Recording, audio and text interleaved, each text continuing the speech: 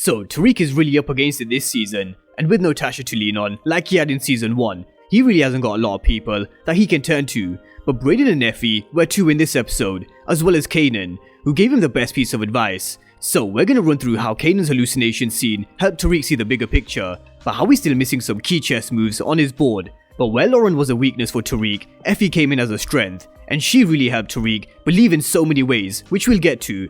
Naturally, there's still some question marks about Effie as well, about whether our motives are in Tariq's best interests, and I'm going to run through both arguments and paint the whole picture for Tariq and Effie. So in this video, it's going to mainly focus on Tariq, his hallucination scene, his relationship with Effie and Brayden, but we're also going to look at whether not only 2-Bit could return, but could Tasha return as well at some point in season 2, because there were reference to both of them in episode 6.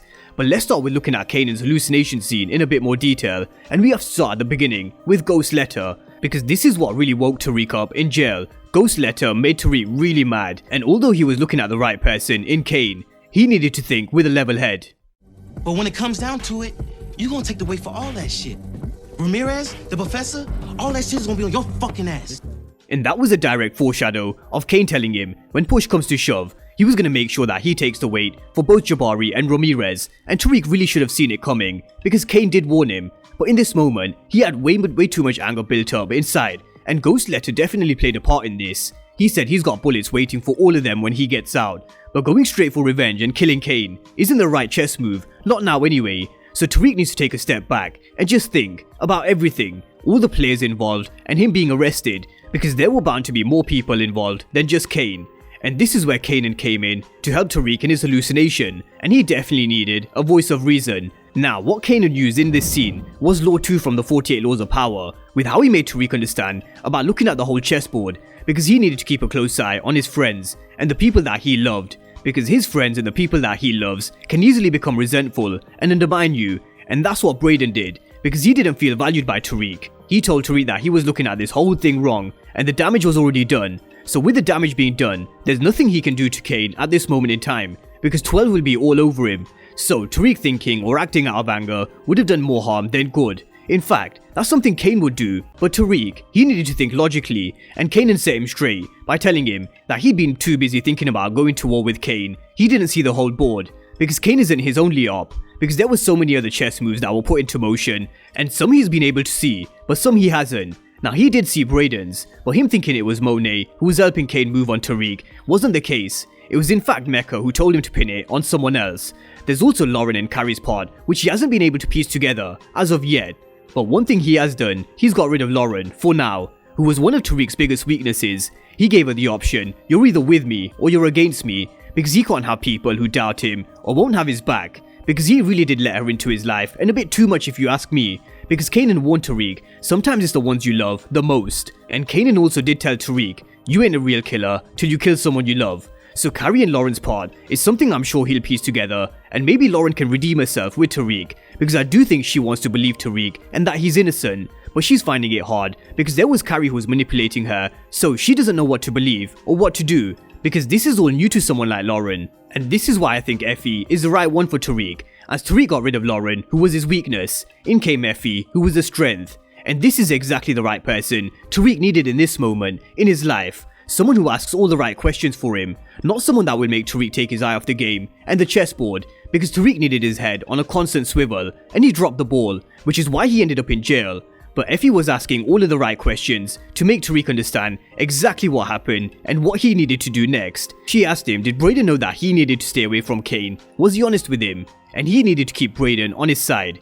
He also needed to focus on making money for Yaz. And he also needed Monet, because how else was he going to make money for Yaz or pay for Davis McLean? And how was Monet going to move a product without Tariq? So Tariq being angry and saying he's got bullets for everyone when he gets out of jail, that wasn't going to help. Kanan and Effie helped him, because they were the voice of reason that Tariq needed in this episode, and without both of them, he really would have been lost. And this conversation made Tariq open up to Brayden and be honest with him about what happened, not just with Ramirez, but with Jabari as well. But he was also honest with him about everything, including bars, who killed him, and how 2-Bit came down to collect. And he hasn't hit him up in a while, which we'll get to later on in this video. So Effie certainly has helped Tariq see the board a lot more clearer. She's helped him with his relationship with Brayden, because I'm sure it's going to be stronger, more than ever, after their honest talk. She also helped him keep his business moving by meeting Monet, and dealing with the transportations and re-ups. And she also made Tariq believe in himself again, and that's because he showed her the letter that Ghost had ready for him when he was arrested. He said that his father knew him better than he even knew himself, but Effie spun this around and she said, maybe he didn't know you at all. Your story's not over, Reek, it's just the beginning. So Effie is someone who really held it down for Tariq in this episode, and hopefully she continues holding it down. But naturally, many people will think that Effie's loyalty isn't real, and there will always be doubts because she ratted on Tariq before, so who's to say she won't do it again? And this is true, it definitely can't be overlooked, because Effie is very much like Tariq. And what is Tariq? He's always out for himself, he's always doing what's best for himself and his family. He'll always put Yaz first over everyone, and I do think Effie would do the same thing. The difference is, Effie doesn't have too much family that we know of. She does have a mom and a dad who leave her alone, and she leaves them alone. And her brother was killed in a robbery gone wrong, so she hasn't got anybody else to lose that we know of anyway. So I really am hoping her loyalty stays with Tariq and Brayden this time around, because I want to see them working together. I want to see more of how Effie moves and how she can handle herself, especially when she's around Kane. Because she definitely made it clear she's not scared of him, and the way she told Tariq that he did what he had to do, and after he admitted that he killed Jabari, which is a direct jukebox quote from Power, it does make you think Effie has caught a body before. I'm sure she has, but maybe she only kills when she has to kill, just like Tariq. So that's a bit more of a detailed breakdown on Tariq's hallucination scene and his relationship with Effie.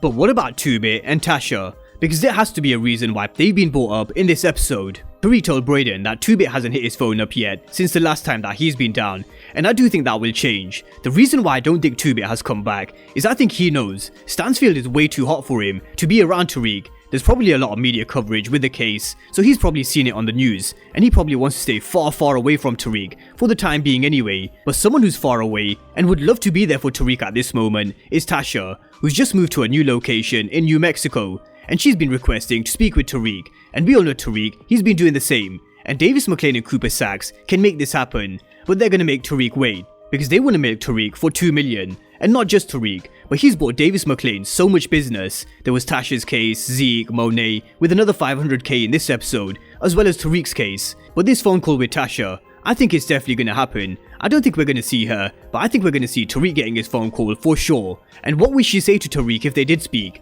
Would she warn him to get out of the game? Or would she tell him that he's better than Ghost? Drop all your thoughts down below on how you think this conversation would go down between Tariq and Tasha.